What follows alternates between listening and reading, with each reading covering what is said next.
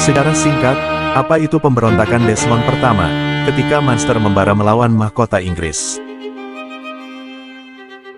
Pada paruh kedua abad ke-16, Irlandia berada di bawah tekanan besar, dinasti Tudor yang saat itu memerintah Inggris. Mereka bertekad untuk menguasai seluruh pulau, menggantikan kekuasaan lokal para bangsawan Gaelic dan Hiberno-Norman. Di Provinsi Munster, kekuasaan terbesar berada di tangan klan Fitzgerald, khususnya Gerald Fitzgerald, Earl of Desmond, dan kerabatnya yang paling ambisius, yaitu James Fitzmaurice Fitzgerald. Dan disinilah kisah pemberontakan Desmond pertama dimulai, sebuah konflik besar, yang akan menyatukan politik, agama, loyalitas klan, hingga perebutan kekuasaan regional. Kisah dimulai pada abad ke-16, klan Fitzgerald dari Desmond, adalah kekuatan dominan di Munster.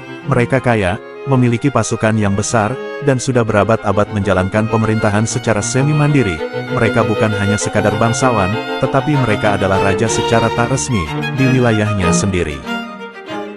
Namun, kebijakan Inggris berubah di bawah pemerintahan Elizabeth pertama. Istilah yang terkenal pada saat itu adalah surrender and regrant, atau penyerahan dan penyerahan kembali, sebuah kebijakan yang memaksa para penguasa lokal untuk menyerahkan wilayah mereka kepada mahkota, dan menerima kembali sebagai vasal atau pengikut dari kerajaan Inggris. Bagi banyak bangsawan Irlandia, kebijakan ini dapat merusak tatanan lama, dan konflik pun tidak terhindarkan. Di Munster, ketegangan semakin besar, ketika Inggris mulai membangun benteng dan garnisun di wilayah Desmond, lalu menerapkan kebijakan pajak, dan hukum-hukum Inggris diberlakukan.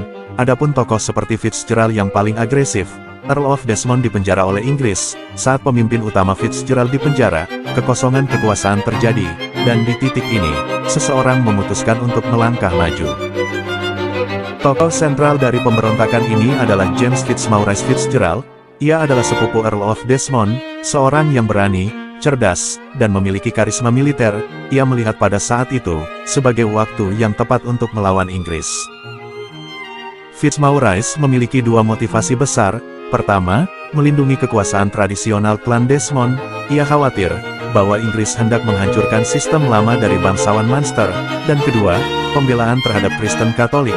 Saat Elizabeth pertama menerapkan reformasi Protestan, Fitzmaurice menganggap dirinya sebagai pembela iman Katolik di Irlandia, dan motivasi spiritual inilah yang kemudian akan menjadi ciri khas perjuangannya.